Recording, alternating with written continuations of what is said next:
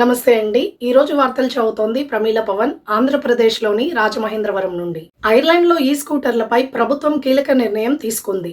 వచ్చే నెల నుంచి 18 ఏళ్లలోపు వారికి ఈ స్కూటర్ల వినియోగంపై నిషేధం అమల్లోకి రానుంది. అలాగే హెల్మెట్, హై విజిబిలిటీ జాకెట్ తప్పనిసరి కానుండగా భవిష్యత్తులో లైసెన్స్ రిజిస్ట్రేషన్ వ్యవస్థను కూడా తీసుకురానున్నారు. రోడ్డు ప్రమాదాలను తగ్గించడమే ఈ చర్యల ప్రధాన ఉద్దేశమని ప్రభుత్వం తెలిపింది. ఐర్లాండ్ బడ్జెట్ 2027ను అక్టోబర్ 6న ప్రవేశపెడతామని ఆర్థిక మంత్రి సైమన్ హారిస్ ప్రకటించారు.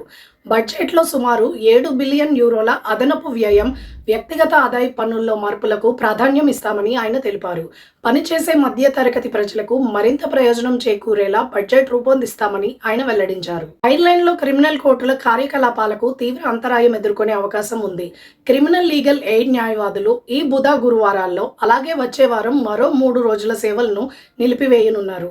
దీంతో అనేక కేసుల విచారణలు వాయిదా పడే అవకాశం ఉంది. ఐర్లాండ్, చైనా మధ్య తొలి షాంఘై డబ్లిన్ విమాన సర్వీసు ప్రారంభమైంది. చైనా ఈస్టర్న్ ఎయిర్లైన్స్ తొలి విమానానికి డబ్లిన్ విమానాశ్రయంలో ఘన స్వాగతం లభించింది. ఈ సర్వీస్ పర్యాటకం, వాణిజ్యానికి మరింత ఊతమివ్వనుంది.